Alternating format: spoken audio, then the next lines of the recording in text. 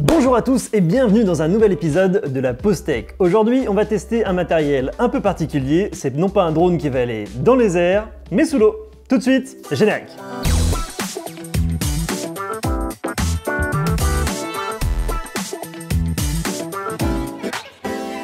Et oui, on a investi dans du matériel complémentaire à nos prestations aériennes avec ce drone sous-marin. Le but, c'est de faire des inspections visuelles sous l'eau donc. La première des particularités d'un drone sous-marin par rapport à un drone dans les airs, c'est que les ondes ne passent pas sous l'eau. Donc il est nécessaire d'avoir un fil qui est juste derrière le drone et qui rejoint directement la radiocommande. Et ça rend le matériel tout de suite beaucoup moins transportable. Voilà, ça c'est 200 mètres de câble et ça nous permet de diriger le drone et d'avoir en même temps le retour vidéo. Sachez qu'il existe également d'autres options qui sont entre autres compatibles avec ce drone et les drones un peu plus haut de gamme, qui permettent également d'avoir l'alimentation directement dans le fil et du coup d'avoir une autonomie illimitée. Et ça, c'est important. Pourquoi? Parce que sur ces drones sous-marins, étant donné qu'ils doivent être étanches, on n'enlève pas et on ne remet pas une batterie comme sur un drone traditionnel. C'est plus compliqué que ça. Et donc ça, on va le voir, c'est un des éléments clés sur le choix que vous allez faire au niveau du drone. Alors, quel type de drone on a choisi? Eh ben, on avait plusieurs choix. Soit on tapait directement dans le drone professionnel plus, et là, c'est minimum 15 000 € de budget. Soit on avait les drones loisirs, où là, ça va de 500 jusqu'à 2000 €. Et nous, on a trouvé un compromis pour débuter en tant que pro. Le compromis, c'est ce Chasing M2 Pro. Il vaut environ 5500 € et permet de faire un peu plus que la gamme loisir. C'est un entrée de gamme professionnel, sans non plus tomber dans ces solutions sur mesure qui sont peut-être très pertinentes pour des gens qui font ça de manière beaucoup plus intensive, mais qui pour nous sont complètement surdimensionnées. Vous avez certainement déjà vu des drones de la gamme Chasing. Alors celui-là, qu'est-ce qu'il a de plus par rapport au M2 qui est jaune? Alors déjà, il est un peu plus grand, hein. On va avoir un empattement un peu plus important. Il va avoir également une vidéo en 4K stabilisée pour l'inspection.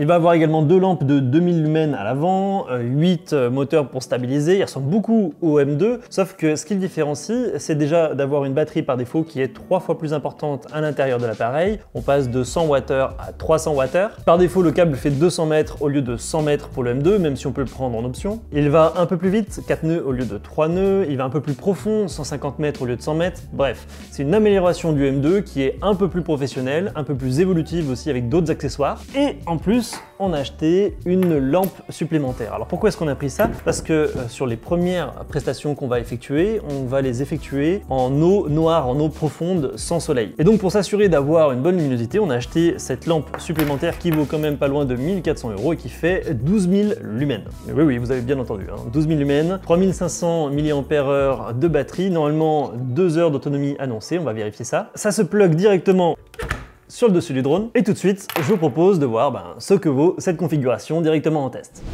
Oh, comme j'ai le peur de le laisser à la flotte. C'est un peu comme tu sais, les premières fois que tu fais voler un drone, je vais foutre un truc dans les airs, tu vois. Je vais pas trop forcer non plus parce que les joints toriques, ils aiment pas trop. Normalement, t'es pas censé, je pense, visser avec une pince, mais la dernière fois, le connecteur était pas assez connecté pour déclencher la lumière. C'est génial parce que là, avant de partir, je suis en train de me rendre compte qu'il y a une fonctionnalité où il y a un gyroscope dans le drone, mais aussi dans la radiocommande.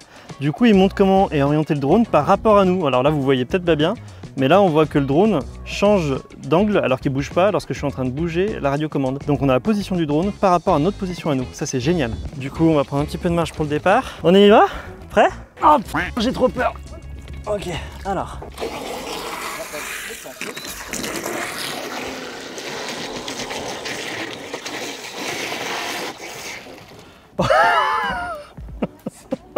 Mamma mia! Je comprends pas tout. En fait, il faut que je fasse attention à bien qu'il soit au moins 1 mètre sous l'eau. On peut le voir là ici, hein, le sous-marin. Sauf que vous allez voir qu'il est très rapide. Si je vais à fond en arrière, si je vais à fond en avant, vous voyez? Et sauf que plus je vais être rapide, plus je vais monter de sédiments. Ce qu'on veut éviter, parce que sinon on va perdre en visibilité. Donc du coup, on va essayer d'y aller très tranquille. Donc là, vous voyez, on peut l'orienter dans ce sens ou dans ce sens. On peut l'orienter en avant et en arrière. Comme un drone, mais dans tous les axes.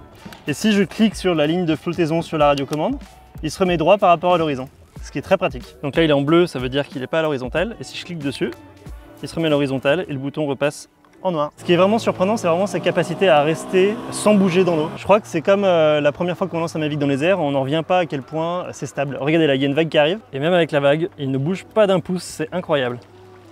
C'est très prometteur.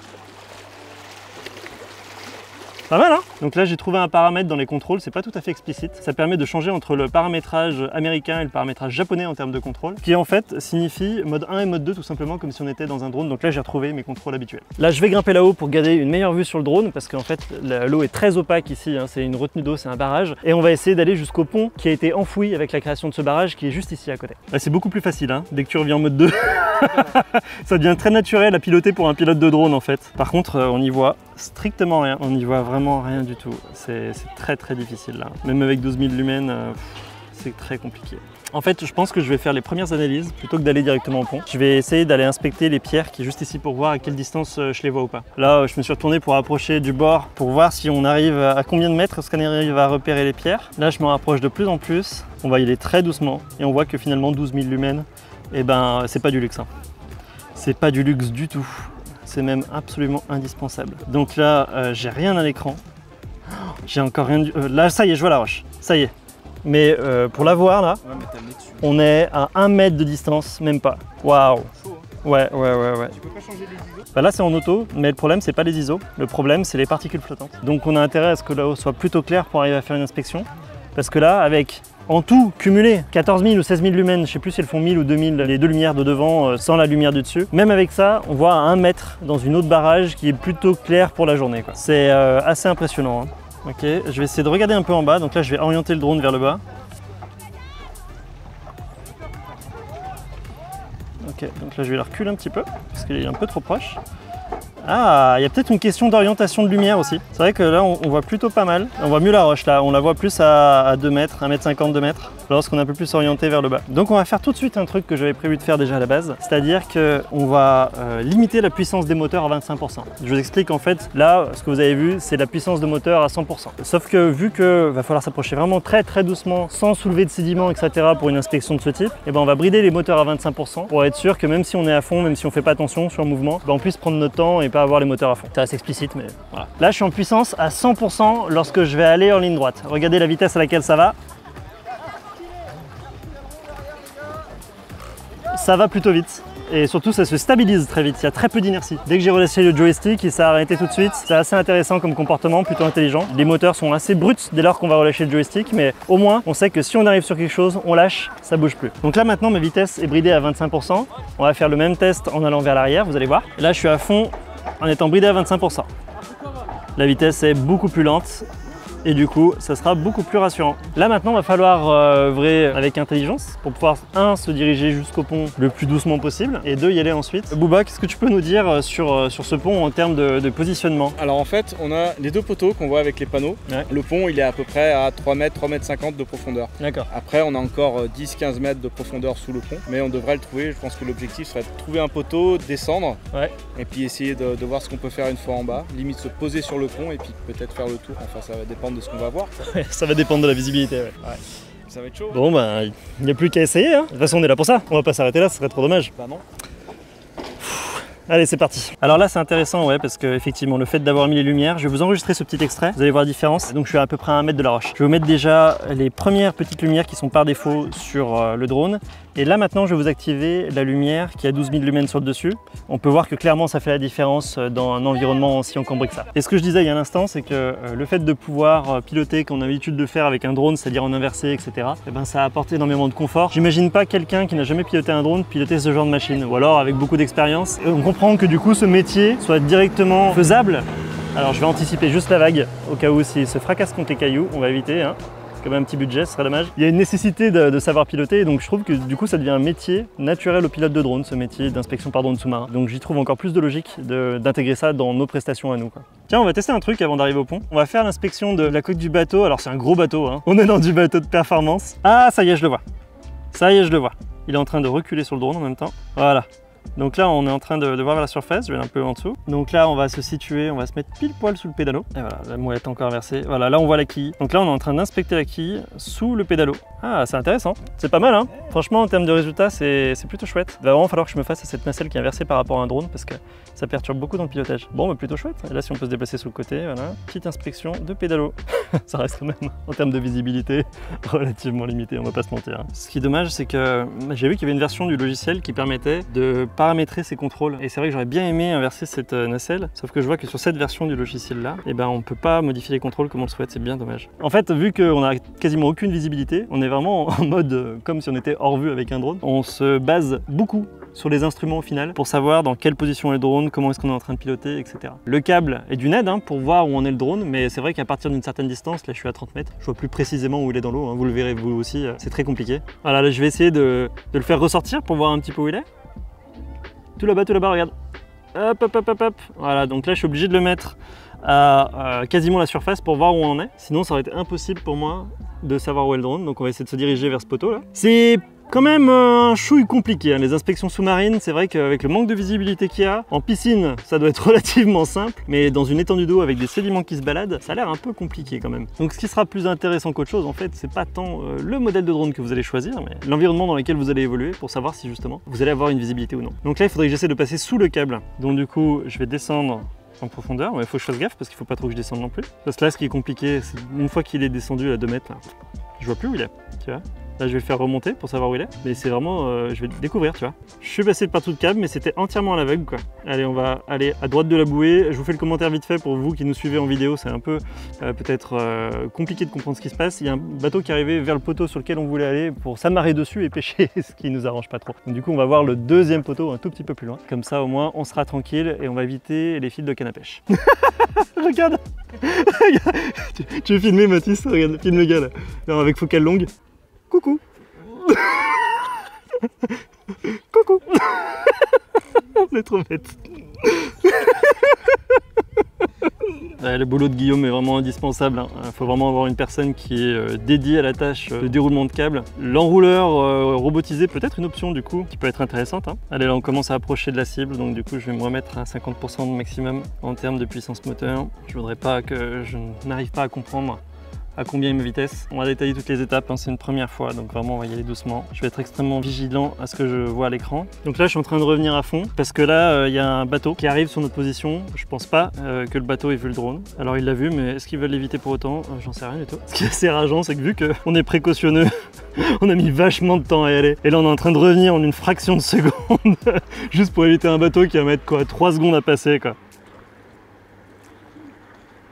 Alors, il faudrait presque en fait vraiment des jumelles. Hop hop hop. Ça y est, je vois un truc. Ouais, j'ai le poteau là. Et là je remonte et je dois apparaître pile poil devant normalement. C'est parfait, c'est là.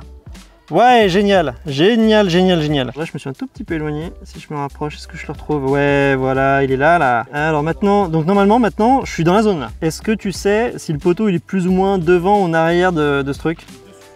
Dessus. Donc il faudrait descendre doucement en fait. Je suis à 3,50 m là, je vois toujours que des sédiments. Donc là on voit un tas de vase à 3,50 m. Enfin c'est même pas un tas de vase, c'est disons qu'il y a une couche de vase qui bouge moins vite qu'une autre. En termes de visibilité c'est pas ouf du tout.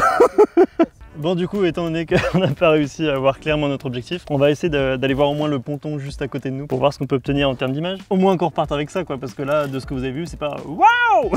Vous voyez à quel point le drone sous-marin, ça crée des liens. On peut pas faire mieux en termes de création de liens. On doit compter l'un sur l'autre, on est liés par notre destinée. On peut trouver toutes les allégories avec ce terme-là. Donc là, je vais me mettre à côté pour voir ce que je fais déjà. Oh, la lampe, elle est pas allumée. Pourtant, je l'avais allumée tout à l'heure, j'avais vérifié qu'elle était bien allumée.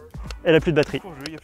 Elle a plus de batterie. Incroyable. Ah, ça veut dire qu'elle tient pas 1 heure, alors qu'elle annonçait pour 3h50. Alors, il y a 2 hypothèses. C'est soit elle marche plus, parce qu'elle a plus de batterie, soit elle marche plus parce que le câble a été arraché. On va faire un petit bout d'inspection quand même. Au moins un petit bout de ponton, je vais mettre avec. Alors là, c'est juste pour que vous vous rendiez compte. Je vais me positionner vers le bout du ponton. Je vais avancer un tout petit peu jusqu'à qu'on voit le ponton. Donc vous voyez là, ce que je suis en train de voir là maintenant, là, c'est ce qu'on voit à cette distance. Donc maintenant, je vais m'approcher un peu plus. Voilà. Voilà. Donc là, il faut vraiment être le nez dessus pour voir quelque chose quoi. Voilà, là je suis dessous et je peux inspecter le dessous du ponton. Allez, je pense qu'on va rentrer à la maison, ça aura suffi. Et je pense qu'on se fera une séance en piscine aussi. Il faut que je m'auto-convainque que ça va bien aller. Donc je vais le laisser en stationnaire ici, puis je vais descendre. Ah bah c'est parfait, il y a une petite échelle, j'avais pas vu. Oh là là, heureusement que t'étais là, Bouvard. T'imagines la galère? Parfait. Mais quelle bonne pêche. Thank you sir. Putain, il est mouillé le bas. Ah bon? Ça alors? Incroyable. On se retrouve au bureau? Allez, on débriefe. On va pas rester sur cet échec, on aimerait au moins avoir une vidéo qui soit à peu près potable en inspection. On va tester ça différemment. Aujourd'hui c'est lundi, et lundi c'est piscine. Piscine pour le sous-marin, oui, non, je suis pas aussi assidu que je devrais l'être ici. On va tester le sous-marin dans un environnement avec une eau plus claire pour voir si effectivement on arrive à faire de belles inspections. Nous, ça nous permettra de faire le test et aussi de nous préparer pour nos futures prestations. Nous sommes donc ici à la piscine Raymond Sommet de la ville de Saint-Étienne et on les remercie au passage pour nous avoir ouvert les portes. Et on est dans le bassin des plongeurs pour pouvoir tester un petit peu la profondeur, même si ça reste raisonnable. C'est 4 mètres de profondeur maximum, mais ça nous fera un super exercice pour pouvoir inspecter le fond de ce bassin, etc. et pouvoir voir si enfin on voit quelque chose avec ce drone. Et ce que je vous propose tout de suite, c'est de le mettre à l'eau. C'est parti. J'ai toujours un petit peu d'appréhension lorsque je dois envoyer le sous-marin dans la flotte. Allez, c'est parti. Et hop. Super, on va descendre tout de suite et on va s'éloigner un petit peu. Impeccable. Et j'ai un excellent retour vidéo. C'est top. Et regardez, profitez-en, vous avez une eau plus claire aussi pour les plans de coupe. Regardez à quel point c'est super bien stabilisé. Regardez, je vais faire des mouvements de rotation. Alors là, pardon, c'est mouvement latéral, mouvement de rotation. Vous avez vu, c'est très vif. Et une fois que la position est bloquée, ça ne bouge plus du tout. C'est assez incroyable. Attention Mathis, je vais partir en avant.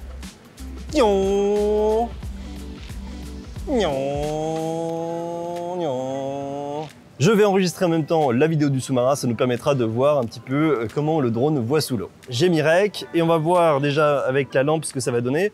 On va s'approcher du mur, allez, on va s'approcher à 1 ou 2 mètres. Là j'avance, voilà.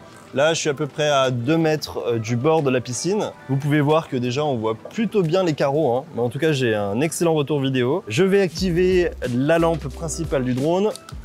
Donc là, c'est niveau 1, là, c'est niveau 2. Alors on voit que l'auto-exposure, autrement dit l'exposition automatique, fait son job. C'est-à-dire que là, on voit pas trop la différence, sauf que c'est plus lumineux au milieu et c'est normal. Vous voyez, si j'éteins, voilà, il refait l'exposition automatique. Et c'est vrai que lorsqu'on sera complètement dans le noir pour des prestations, ça nous permettra quand même d'avoir un meilleur retour vidéo. Parce que bon, l'exposition automatique, ça marche bien, mais ça a forcément ses limites au bout d'un moment s'il n'y a pas de lumière externe. Donc ça, voilà, c'est pour la lumière principale. Et maintenant, on va allumer la lumière secondaire. Attention, ça va dépoter 50%, 100%. Et là, ça fait une belle tache lumineuse. Vous pouvez le voir sur les plans de coupe.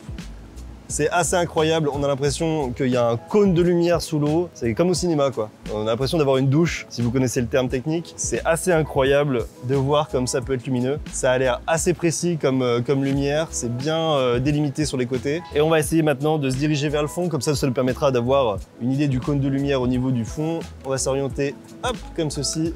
Waouh, c'est assez incroyable. T'as vu ça Mathis? C'est fou. On pourrait limite faire une caméra cinéma, tu vois, qui suit un truc comme ça, comme avec un mouvement de drone en POI. Voilà, je suis en train de faire un POI sous-marin. C'est juste trop bien. Vous voyez, si j'enlève la lumière là, voilà. C'est quand même beaucoup moins puissant. Donc la lumière du dessus vraiment fait vraiment le taf. Là on voit toute son efficacité. Mais comme on a pu le voir à Saint-Victor, ça a ses limites en termes d'autonomie, donc je pense que ça a utilisé une fois qu'on arrive sur place. Donc je pense que ce que je ferai pour mes prestations, c'est que je me servirai de la lumière principale pour pouvoir me déplacer et de la lumière optionnelle, la lumière supplémentaire pour pouvoir inspecter de manière plus précise si jamais je manque un peu de netteté dans l'image, si ça commence à bruiter. Allez, il y a une grille au fond de la piscine, c'est l'une des seules choses remarquables qu'on va pouvoir inspecter. Donc on va essayer de s'approcher le plus possible pour voir ce que ça donne. Et moi ça me permettra avec le retour de vidéo aussi de voir jusqu'où je m'approche en réel. On va chercher la grille, hop, on va se déplacer vers la grille. Je vais vous faire une petite capture d'écran, vous verrez ce que je vois. Ça vous permettra de voir un petit peu comment est-ce qu'on se déplace et surtout comment est-ce qu'on se déplace avec le gyroscope. Parce que quand on n'a que la vue écran, parce que c'est rare hein, dans ces types d'inspection qu'on ait la vue directement sur le drone, et ben on sait pas trop dans quel sens est l'appareil. Donc vous voyez le gyroscope est super efficace sur le côté, ça permet vraiment de déterminer dans quel sens est-ce qu'on est, comment est-ce qu'on doit s'orienter, etc. Donc vraiment c'est du vol aux instruments et je trouve ça hyper pertinent la façon dont c'est affiché sur l'écran. Ça me permet vraiment de savoir dans quel sens je suis. Vous voyez le drone est complètement à la verticale et là maintenant on va descendre le plus possible pour s'approcher de cette grille et voir si par exemple, allez soyons fous, le pas de vis est correctement fixé. Oula, j'ai eu un petit lag là. Ouais, donc on a quand même des petits lags, faut se méfier. J'ai un lag d'une seconde qui fait assez peur, qu'on n'a pas la vue directe sur l'appareil. Voilà, alors est-ce que ça permet avec la grosse lumière d'avoir plus de précision? C'est ce qu'on va tester tout de suite. J'ai quand même ces lags vidéo, ça m'embête pour être serein au pilotage d'un instrument. Voilà, donc là je suis à fond en termes de lumière. Vous voyez qu'avec l'exposition automatique ça ne change pas fondamentalement grand chose pour cet exemple précis parce qu'on a déjà la lumière ambiante. Est-ce que je peux m'approcher plus? Je me rends pas compte. Quand je le regarde à vue, je peux m'approcher plus que ça. Il est très précis dans ses déplacements, c'est plutôt agréable. Donc là, je triche parce que je l'ai vu. Oula. Oh là! Ah d'accord, ok, je viens de comprendre ce qui se passe. Là, je mets les gaz vers le haut et retourne vers le bas. En fait, le fait qu'il soit trop proche de son objectif, on dirait que ça l'aspire. Ah ça, c'est très intéressant à constater parce que ça veut dire qu'il va falloir se méfier de ça, pas trop s'approcher de l'objet au final parce qu'il y a un phénomène d'aspiration qui se passe, un petit peu comme lorsqu'on fait voler un drone à proximité d'un plafond par exemple. Donc là, je suis vraiment à la limite, je peux pas m'approcher de plus de 30 cm. Donc voilà, en termes d'inspection, vous avez le rendu de ce qui est faisable, ce qui est safe en termes d'approche par rapport à un obstacle, par rapport à un truc inspecté. On va pas pouvoir bien s'approcher plus. A few moments later. On a eu un doute un instant, on s'est dit mais mince, mais c'est parce que c'est une bouche d'aspiration en fait. Mais en fait, ça fait exactement le même effet sur le sol à côté. Regardez là, je mets un petit coup vers le haut et il redescend tout seul automatiquement et là, il va vers le fond. C'est assez intéressant à constater. Donc là, il n'y a pas de doute, hein, c'est pas sur la bouche d'aération. Et si je touche rien, il veut se coller contre le sol en fait. Vous voyez? Là, je remets juste vers le haut et il veut se coller au sol. Ok, à ne pas approcher trop près de ce que vous êtes en train d'inspecter. Ça fait pareil quand je suis en position verticale. C'est bon à savoir ça. Il faut pas être trop proche du fond, sinon ça aspire en position verticale, en position horizontale également. Allez, on va se balader. Hop. Tadadana. Nanana. C'est un peu surréaliste quand même cette technologie. C'est assez fou, hein, c'est très plaisant. Et on va aller vers le bas. Hop là. C'est assez chouette à regarder. La précision de ces engins, c'est incroyable. Bien, je crois que c'est tout pour notre test de piscine. C'est plutôt rassurant par rapport à ce qu'on a vu en conditions de forte densité d'algues, etc. Je pense qu'on va retourner au studio et puis qu'on va passer maintenant à la conclusion. Alors, qu'est-ce qu'on peut dire en conclusion après ces deux tests dans des milieux complètement différents? D'un point de vue ergonomie, tout d'abord, on a l'impression d'être sur une version d'un logiciel de drone, d'une application mobile qui date d'il y a 45 ans. C'est-à-dire qu'on a les fonctionnalités qui sont essentielles, mais on n'a que l'essentiel, très franchement. On aurait aimé avoir un peu plus de configuration possible, surtout au niveau des commandes, peut-être des fonctionnalités au niveau vidéo que l'on n'a pas aujourd'hui, et qui seront peut-être amenées à évoluer dans le futur avec d'autres modèles de la gamme. On va pas se le cacher, très franchement, la vidéo, c'est fait pour de l'inspection. Si vous voulez faire de l'artistique, il va falloir mettre une GoPro dessus. Alors, il y a quelque chose qui est prévu pour pouvoir mettre une GoPro directement sur l'appareil, mais c'est pas avec les images qui sont capturées en interne que vous allez pouvoir faire un film à la Luc Besson, par exemple. Globalement, ça a l'air fiable, ça a l'air robuste, même si on n'est pas sur un niveau gamme